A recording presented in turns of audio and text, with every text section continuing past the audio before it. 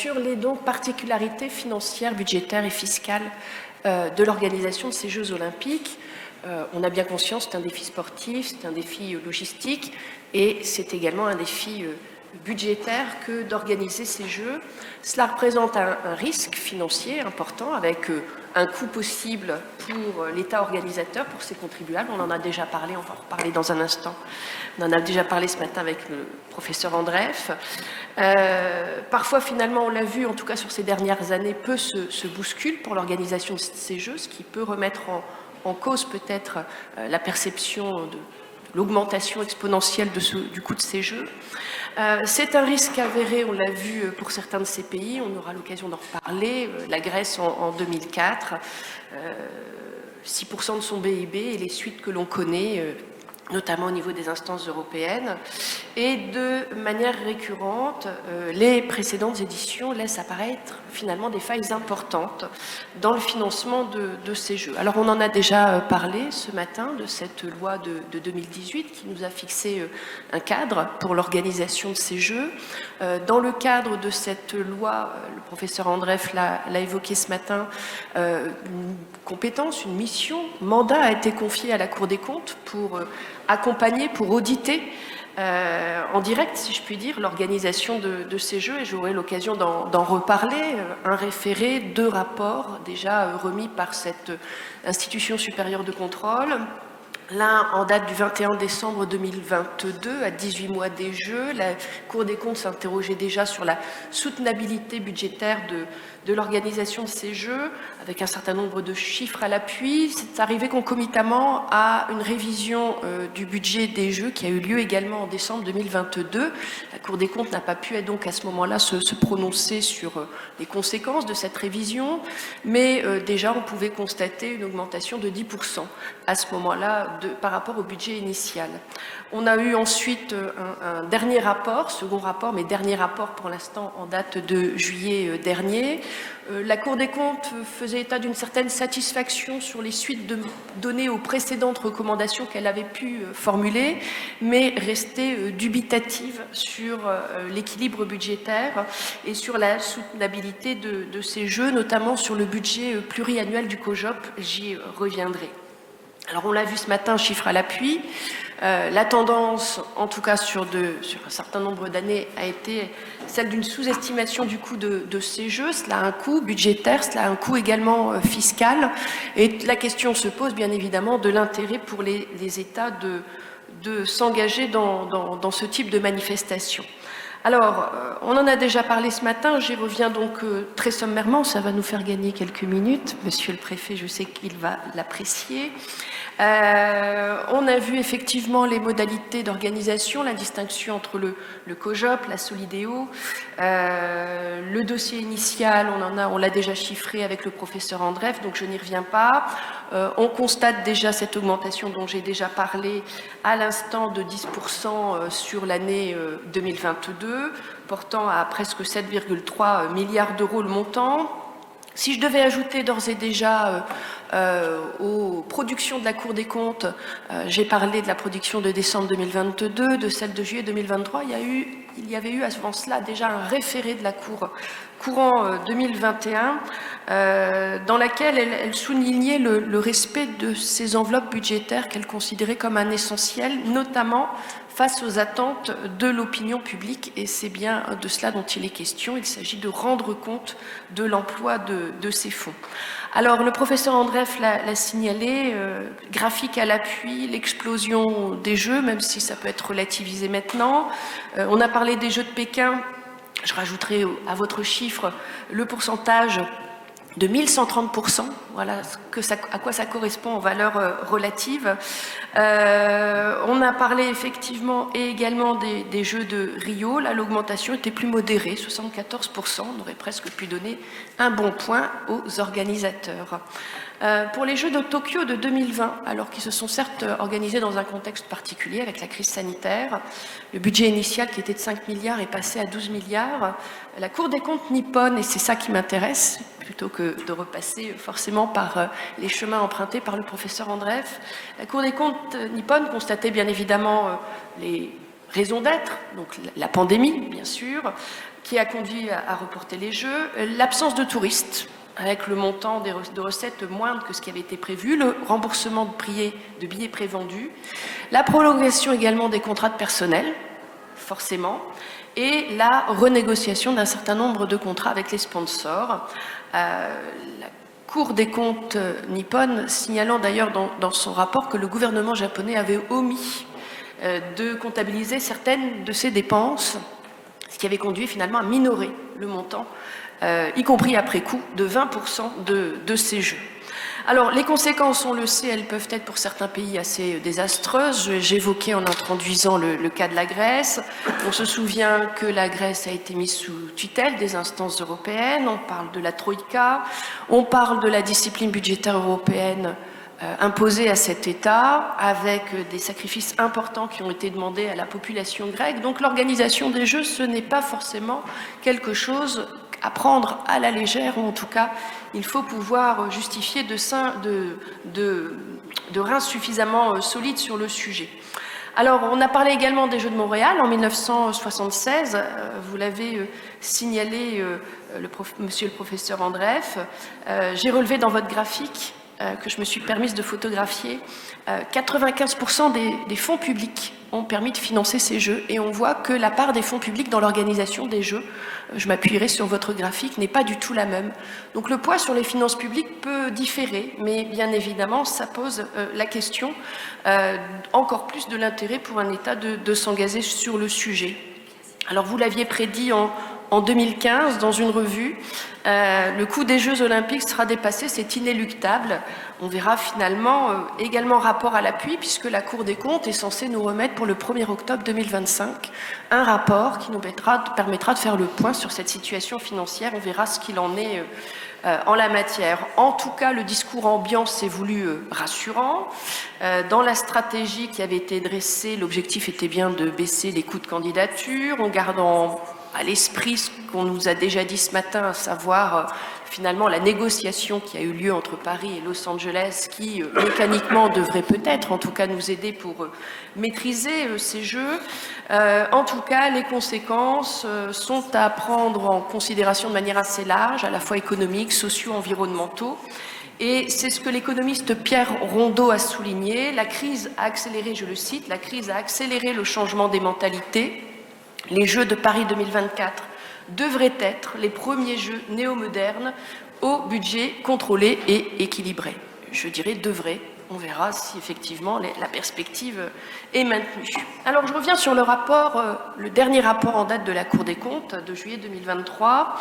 Elle a notamment interrogé la maîtrise et les délais et la maîtrise des coûts à propos de l'établissement public Solideo, relevant notamment, bien évidemment, on a tous à l'esprit cette dynamique d'inflation sans précédent. Donc on pourrait se dire qu'il y a finalement d'ores et déjà une excuse derrière laquelle on va pouvoir se retrancher, c'est la faute de l'inflation si le budget en vient à exploser. Finalement, la Cour des comptes nous livre déjà des estimations assez intéressantes. Alors déjà, première remarque, les surcoûts éventuels à mettre finalement à la charge de la société Solideo, même si on a dit ce matin qu'il y avait une répartition et que globalement, à peine la moitié des coûts de dépenses enregistrées au niveau de la Solideo seront prises en charge par les budgets publics, tous les surcoûts, et ça a été prévu par contrat, tous les surcoûts seront pris en charge forcément par des budgets publics. Alors, la clé de répartition a été retenue. L'État prendra en charge tous les surcoûts au niveau de 2/3, et les collectivités territoriales prendront en charge les surcoûts au niveau du tiers restant. Donc le surcoût ne sera pas financé par des dépenses, par des recettes privées, ce seront forcément des dépenses publiques qui vont permettre de générer, en tout cas de gérer ce surcoût. Et alors que, je viens de le citer, l'excuse aurait pu être bonne de se retrancher derrière l'inflation, la Cour des comptes démine déjà le sujet en nous indiquant qu'elle a pu constater d'ores et déjà une sous-estimation évidente du budget de candidature et une méconnaissance de la complexité du cahier des charges du CIO et de la difficulté finalement de remettre en question, ne serait-ce qu'à la marge, ces préconisations. Donc d'ores et déjà, on comprend qu'on ne pourra pas mettre tout sur la faute de l'inflation. Et la Cour des comptes rappelant dans ce rapport la nécessité que ces surcoûts soient constatés, soient pris en compte, constatés prioritairement, compensés par des redéploiements et des économies nouvelles. C'est ce qu'on peut espérer de mieux, mais comme vous l'avez compris, ce n'est pas forcément ce qui, en tout cas les expériences précédentes, qui nous permettent de nous rassurer sur le sujet. Alors on l'a dit déjà ce matin, aux coûts apparents doivent s'ajouter les coûts cachés, les coûts induits, non comptabilisés ou difficilement comptabilisables en tant que tels, mais qui vont nécessairement accompagner l'événement. Alors il y aura bien évidemment le coût sécuritaire, et on peut penser à l'achat de drones dont il a été question, dont on parle notamment dans un certain nombre de documents annexés au projet de loi de finances, celui pour 2023 comme celui pour 2024. Et il nous est clairement indiqué dans ces documents budgétaires que cette dépense, donc ces achats de drones, ne peuvent pas être imputés au jeu, dans la mesure où cette dépense serait intervenue à plus ou moins long terme, indépendamment des Jeux Olympiques, et où ils continueront à être utilisés après les Jeux. Je plains finalement les économistes qui vont avoir du mal finalement à déterminer le champ possible de ce qu'il sera nécessaire de prendre en compte pour le calcul de ces Jeux. Alors les dépenses sont parfois finalement des dépenses de circonstances, des dépenses dont on l'a dit ce matin, qui ont vocation pour certaines d'entre elles à être valorisées à terme, des dépenses dont les citoyens du pays organisateur ont vocation à profiter. Ceci renvoie très clairement à la difficulté méthodologique dont je parlais à l'instant. Et pour vous compléter un petit peu les illustrations et ne pas me contenter de cet exemple de cet achat de drones, il a été prévu, et on le voit également clairement apparaître dans les documents budgétaires, que l'État va aligner un peu plus de 13 millions d'euros pour les consacrer au laboratoire d'analyse de l'Agence française de lutte contre le dopage. Donc il est question de déménager, c'est en cours, ce laboratoire, d'améliorer ses capacités d'analyse et finalement de lui donner une visibilité au niveau international qu'il n'a pas forcément encore pour l'instant. Donc la même chose, comment départager ce qui pèse ou pas techniquement sur l'organisation des Jeux. On l'a parlé ce matin, il y a 5 piscines qui vont être construites sur la Seine-Saint-Denis. On a parlé également des transports. Bref, il est possible de considérer que certaines de ces dépenses publiques sont des achats d'aubaine, et l'occasion est finalement donnée parfois de devancer de futurs investissements, voire tout simplement d'en imaginer de toutes pièces. Alors certes, sur cet aspect-là, les habitants du pays concerné ont vocation à en profiter. L'opération apparaît donc intéressante. La difficulté vient en définitive du surcoût traditionnellement constaté dans ces opérations, les budgets prévisionnels n'étant finalement pas respectés. Alors au-delà de l'augmentation prévue et prévisible de la facture du fait de l'inflation, il apparaît que certains investissements ont d'ores et déjà été sous-estimés. Dans ce même rapport de juillet 2023, décidément très intéressant, on a bien fait de lui confier la compétence de suivre en direct l'organisation de ces Jeux. La Cour des comptes, je la cite, relève les coûts afférents au transport, en particulier au renfort d'offres nécessaires à la mise en œuvre des plans de transport et aux démarches de pilotage de la demande et de la gestion des flux, qui doivent être précisés et leur financement assuré. Et il en va de même s'agissant des coûts afférents à la sécurité. Nous sommes en juillet 2003, à un an des Jeux. Voilà, on s'étonne. 2023, à un an des Jeux. Donc on peut s'étonner effectivement encore de peut-être ce type de réflexion.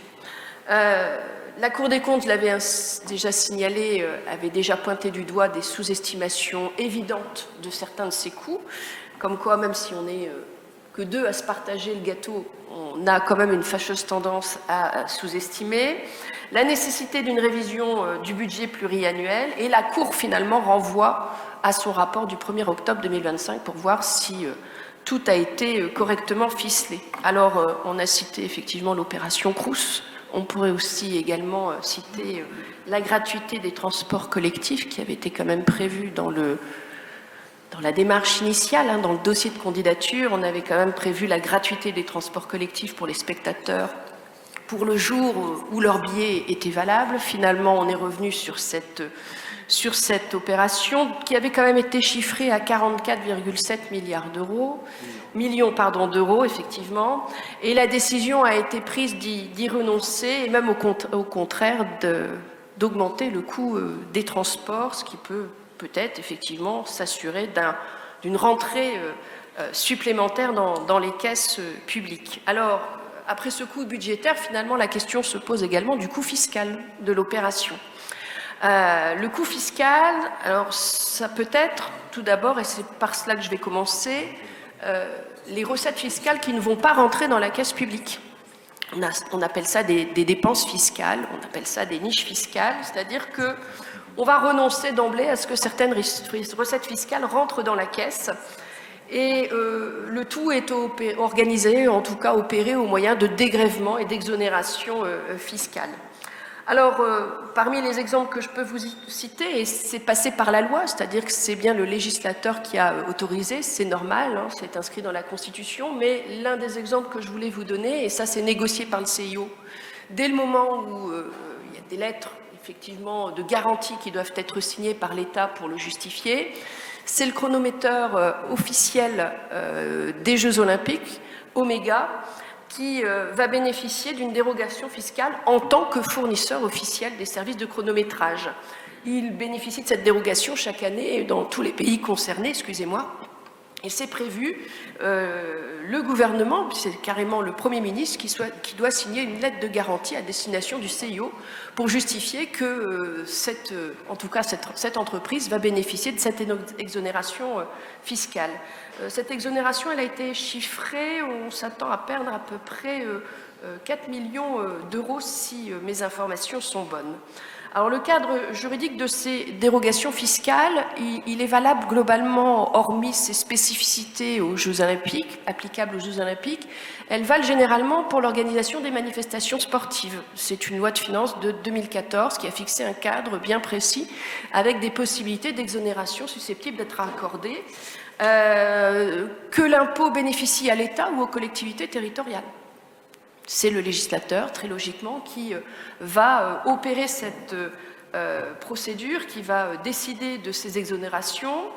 Alors, il est bien évidemment a priori difficile d'estimer quelle perte de recettes fiscales on va enregistrer avec l'organisation des Jeux Olympiques 2024. La même chose, les rapports ultérieurs nous le livreront, mais on a déjà à notre actif un certain nombre d'illustrations avec des jeux sportifs qui ont été organisés en France. Et on a parlé tout à l'heure déjà de l'Euro de football en 2016. Là, le chiffre a été fourni. On a perdu 65 millions d'euros de recettes fiscales qui se répartissent entre, effectivement, l'impôt sur les sociétés, une exonération sur la contribution, sur la valeur ajoutée des entreprises et sur des taxes assises sur les salaires.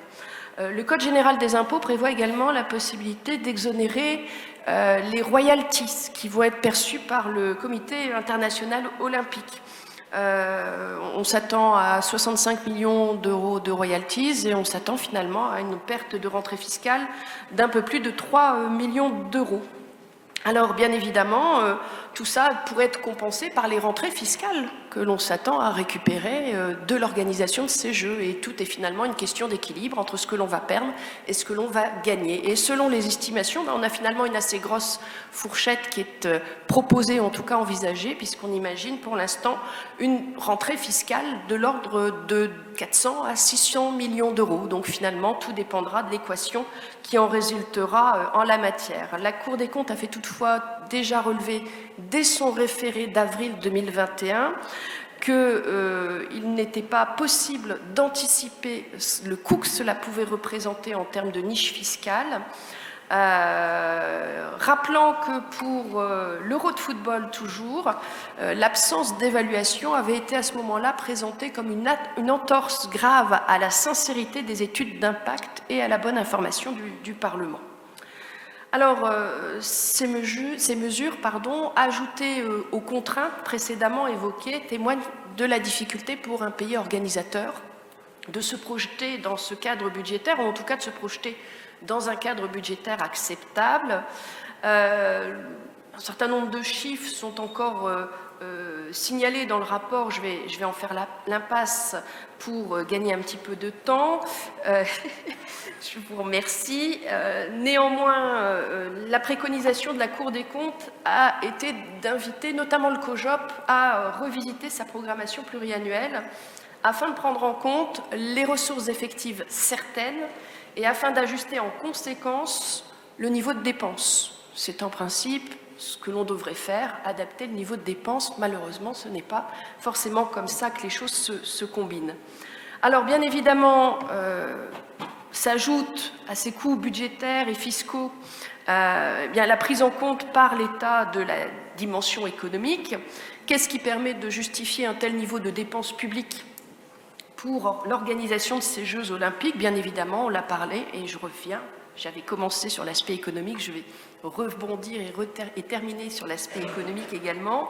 C'est bien évidemment la mise en évidence, la mise en corrélation des dépenses publiques et avec ce que l'on va en retirer au final, les retombées économiques. On a parlé de l'héritage matériel, immatériel. Il est question ici de cet effet de levier qu'on s'attend à constater dans l'organisation de ces Jeux. On a parlé des améliorations à constater sur les transports publics. Vous avez parlé de la baignade dans la Seine. On verra ce qu'il en est effectivement. C'est le schéma idéal. C'est celui qui permet finalement en amont de justifier l'enveloppe financière que l'on va consacrer à l'organisation de ces Jeux. Et dans sa réponse au référé d'avril 2021, le Premier ministre de l'époque, Jean Castex, avait justement listé l'impact de ces Jeux sur l'augmentation de la pratique sportive, sur le rattrapage économique, on a déjà parlé de la Seine-Saint-Denis, des territoires accueillant les Jeux, sur le fait de rendre la Seine propre à la baignade, sur l'impact sur le tourisme, même si on sait que le tourisme, ça peut être une perte sèche, certains touristes préférant déserter les pays, ou en tout cas les villes concernées lors de l'organisation de ces Jeux, et également les performances des équipes de France. Alors, ça, c'est un argumentaire qui est repris par quasiment tous les pays pour l'organisation de ces Jeux. Ce sont ces choix d'investissement qui sont mis en avant pour justement faire passer, si je puis dire, la pilule auprès des contribuables, auprès des citoyens. Les éléments de langage sont là. Tony Estanguet, président du comité d'organisation des Jeux du COJOP, a défendu l'organisation de ces Jeux comme un excellent moyen de renforcer la santé publique, l'insertion, la transition et le écologique. Il est question de ce fameux héritage.